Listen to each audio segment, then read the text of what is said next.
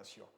Donc vous voyez que le moteur thermique, lui, il va transformer l'énergie chimique en énergie. Les arbres à cam, ils ont le rôle d'assurer l'ouverture et la fermeture des soupapes. La bière, lui, elle les relie, et les pistons et les vilebrequins. Alors, on arrive ici. Le principe de fonctionnement du moteur.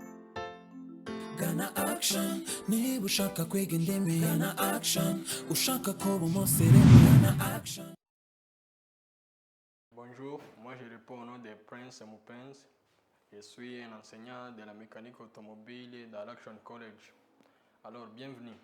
Ici, on enseigne la mécanique automobile dans toutes les langues possibles. Le français, le kinyarwanda, le swahili et l'anglais. Alors, vous êtes les bienvenus. Ici, on forme les élèves dans la vie pratique et professionnelle, des entretiens et des réparations de véhicules. Alors, bienvenue. Aujourd'hui, nous allons commencer à décortiquer sur les moteurs. Qu'est-ce qu'un moteur? On nous dit que d'abord, qu'est-ce qu'un moteur? Un moteur, c'est quoi? Un moteur, c'est une machine qui transforme l'énergie quelconque en énergie mécanique de rotation. Ça veut dire quoi? C'est une machine que vous allez brancher soit sur une source de courant, il va vous produire les mouvements mécaniques de rotation. Ou bien vous allez y mettre du carburant, puis il va vous produire de quoi? De l'énergie mécanique de rotation. Alors, on distingue combien de types de moteurs? En automobile, on distingue 3 catégories de moteurs. Nous avons un moteur thermique, un moteur électrique et hybride. Alors, on commence avec un moteur thermique. Qu'est-ce qu'un moteur thermique?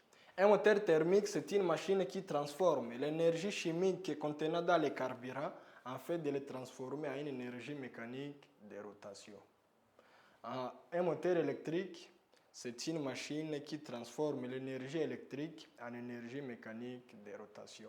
Vous voyez que ça revient encore parce que je disais qu'un moteur, c'est une machine qui va transformer l'énergie quelconque en énergie mécanique de rotation.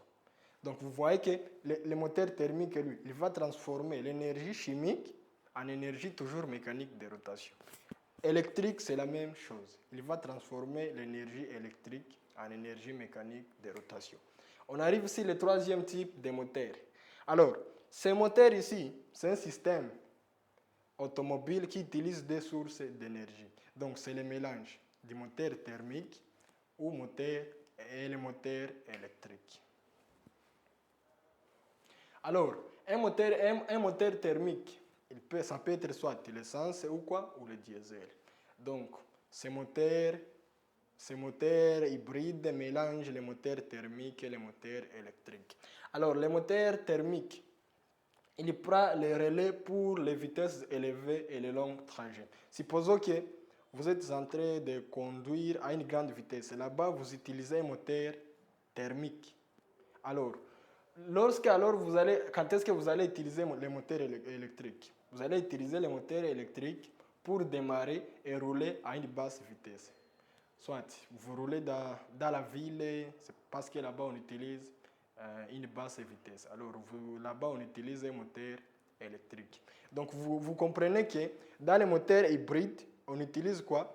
Le moteur thermique et le moteur électrique. Le moteur électrique va prendre les commandes, soit à une grande vitesse ou bien dans un long trajet. Alors le moteur électrique, lui, il va nous aider lorsque on conduit à une basse vitesse ou bien lors du démarrage. Alors aujourd'hui, nous allons nous focaliser sur le moteur thermique. Premièrement, j'ai dit que le moteur thermique, c'est une machine qui transforme l'énergie chimique contenant dans les carburants en fait de les transformer en énergie mécanique de rotation. Alors, le moteur thermique a deux types de moteurs. Moteur à essence et le moteur diesel. Nous allons commencer avec un moteur à essence. Quand vous comprenez déjà le moteur à essence, ça veut dire que ce moteur utilise quoi? L'essence toujours. Alors, donc, il va transformer l'énergie de l'essence en énergie mécanique de rotation. Toujours, ça va nous donner une énergie mécanique de rotation pour propulser la voiture. Alors, le moteur à essence a 3 grandes parties. nous avons la culasse, les blocs moteurs et les réservoirs et les carters d'huile. Qu'est-ce que la culasse? On nous dit que la culasse, elle rend la chambre de combustion étanche. La culasse, elle est placée au-dessus de quoi? Au-dessus du bloc moteur. Elle rend quoi? Elle rend la chambre de combustion étanche. Les blocs moteurs alors. Les blocs moteurs supportent tous les organes du moteur. Par exemple, il a des cylindres, les vilebrequets, les pistons, il supporte les volants moteurs, la culasse. Donc tout sont fixés sur les blocs moteurs. Alors on dit que les blocs moteurs, ils supportent tous les organes du moteur. Le troisième, c'est l'écarteur d'huile. Qu'est-ce que l'écarteur d'huile? L'écarteur d'huile, c'est un réservoir qui permet de stocker l'huile du moteur. Donc, c'est bien sûr, comme exemple, un réservoir qui stocke le carburant dans le véhicule. Nous aussi, nous avons un réservoir qui stocke l'huile du moteur. On l'appelle l'écarteur d'huile. Nous arrivons sur le principe de fonctionnement. Dans l'image ici, on nous montre les arbres à cames, les vilebrequins, les pistons, les bielles, les soupapes, ainsi de suite. Alors, quel est le rôle des arbres à cames ici? Les arbres à cames, ils ont le rôle d'assurer l'ouverture et la fermeture des soupapes. C'est ça le rôle des arbres à cames. Les arbres à cames sont fixés dans la culasse. On voit ici les vilebrequins, ou encore l'arbre moteur, ou encore arbre coudé du moteur. Quel est son rôle? Le vilebrequin a pour rôle de transformer l'énergie, le mouvement linéaire du piston en mouvement mécanique de rotation. Parce que lorsque le piston fait leur mouvement, il fait le mouvement de montée et descente.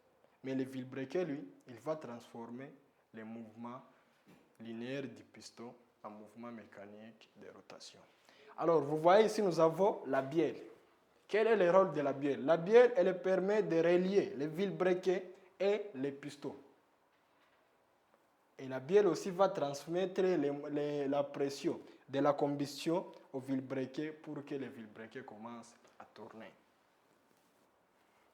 Alors, on va sur le fonctionnement. Le fonctionnement classique repose sur un cycle qui a 4 états. Pour qu'un moteur thermique fonctionne, il respecte combien d'états? 4 états. Le premier état, c'est l'admission. L'admission, c'est le mélange d'air plus carburant qui entre dans le cylindre. Pour que le moteur à essence fonctionne, nous avons besoin du carburant plus l'air pour que ça entre dans le cylindre. Le deuxième état, c'est la compression. Vous voyez que dans l'admission, il y a l'entrée de quoi? L'entrée de l'air et le carburant. Alors, le deuxième état, c'est quoi? Nous allons comprimer ce mélange qui entre dans le cylindre. Alors, le piston va monter pour faire quoi? Pour comprimer ce mélange. Le troisième état, alors, c'est l'explosion. L'explosion va être créée par une bougie d'allumage. Une bougie va jaillir l'étincelle pour enflammer le mélange, alors il y aura explosion. Donc vous voyez que sans bougie d'allumage, le moteur à essence ne peut pas s'allumer. Le quatrième étape, c'est l'échappement. Les gaz brûlés sont évacués. Donc normalement, après l'explosion, nous devons avoir quoi? Nous devons avoir les gaz brûlés qui résident dans le cylindre. Alors nous aurons besoin des pistons pour monter pour qu'ils puissent évacuer les gaz brûlés. Alors, le cycle moteur thermique est la répétition des 4 phases: admission, compression, explosion, échappement. Donc ça veut dire quoi? Ça veut dire quoi? Un moteur, lorsqu'il s'allume, il vient de réaliser un cycle. Un cycle est composé de l'admission, la compression, l'explosion et l'échappement. Il permet aussi de transformer l'énergie chimique du carburant en énergie mécanique. Alors ici, on nous montre déjà les images. On nous montre alors lorsque le moteur fonctionne. On nous montre les images différentes.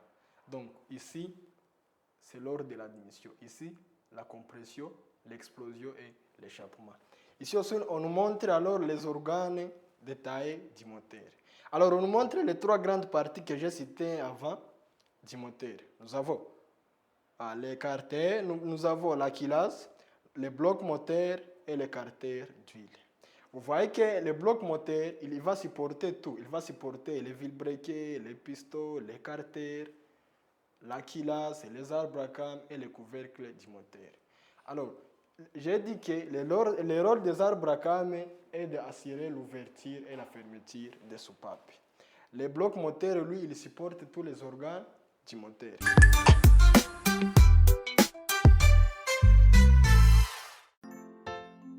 Ghana Action, niba ushaka kwiga indimi Ghana Action, ushaka kuba umusirimu Ghana Action.